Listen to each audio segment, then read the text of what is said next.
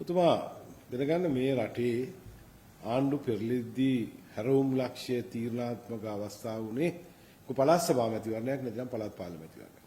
94 මතකයි අපි පෙරදුනේ 93 තිබ්බ දකුණු පළාත් සභා මැතිවරණය.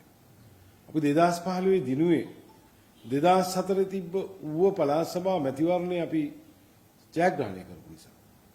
2019 ගෝඨාභය රාජපක්ෂ මහත්මයා දිනුවේ 2018 තිබ්බ පළාත් පාර්ලිමේන්තු මැතිවරණයෙන් ඒගොල්ලෝ ජයග්‍රහණය කරපු නිසා. ඉතින් මෙවර පළාත් පාර්ලිමේන්තු මැතිවරණය අපි හැරවුම් ලක්ෂ්‍යයක් කරගන්න අපි කටයුතු කරනවා.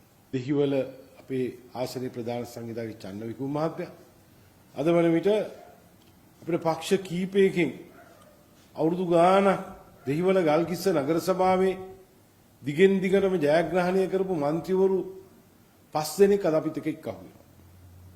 රෝහිත නාගසිංහ මහත්මයා. ඒ පළාත් පාලන മന്ത്രിතුමා නාගරික മന്ത്രിතුමා අවුරුදු 20කට වැඩි සේවය කළා තියෙනවා. එතුමාද එක්සත් ජාතික පක්ෂයේ ඉඳලා අපිට එක්ක අහු වෙනවා. ජෙෆ්රි ආබ්ඩීන් මහත්මයා දිගින් දිගටම එක්සත් ජාතික පක්ෂයේ ඉඳලා ජයග්‍රහණය කළා තියෙනවා. අද සමගි ජන බලවේගයට එක්ක අහු වෙනවා.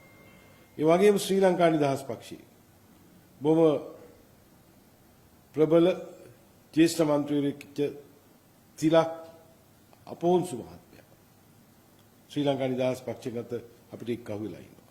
ඒ වගේම පොදු ජන පෙරමුණේ බොහොම ජ්‍යෙෂ්ඨ මන්ත්‍රීවරු දෙන්නෙක් වල සමන්ත කොස්තා මහත්මයා අද අපිට එක්ක අහු වෙනවා. ඒ වගේම ශ්‍රී ලංකා පොදු ජන පෙරමුණේ ප්‍රියන්ත සිල්ල මහත්මයා අද අපිට එක්ක අහු වෙනවා. මම එතුමාලගේ ඇහුවා ඇයි තමුන්නාන්සලා මෙහෙම අදහස් කරේ අපිට එක්ක අහු වෙන්නේ. එතුමා කිව්වා මේ රටේ බාර දෙන්න ඉන්න හොඳම පක්ෂ සමගි ජන බලවේගය. අද ඉන්න අවංකම නායකයා සජිත් ප්‍රේමදාස මහත්මයා අපි සජිත් ප්‍රේමදාස මහත්මයාගේ සමගි ජන බලවේගයත් එක්ක අහු වෙලා මෙවර දෙහිවල ගල්කිස්ස නගර සභාව සමගි ජන බලවේගයේ ජයග්‍රහණය කරන්න එතුමාගේ ශක්තිය ලැබලා දෙන විදියට ප්‍රකාශ කරා. මම සමගි ජන බලවේගයේ මහලේකම් විදියට ඒ සියලු දෙනාම අපේ පක්ෂයට සමාජිකත්වය ලබා දෙමින් අපි සියලු දෙනාම මම ගෞරවයෙන් පිළිගන්නවා. ඒ වගේම මම පැහැදිලිව කියනවා කොළඹ නගර සභාව, දෙහිවල ගල්කිස්ස නගර සභාව, නුවර මහනගර සභාව, නුවරඑළිය මහනගර සභාව, ඒ වගේම ගාල් ඒ සියල්ල අපි ජයග්‍රහණය කරන්න දැන්ටම සැලසුම් හදලා ඉඳලා හොඳ අපේක්ෂා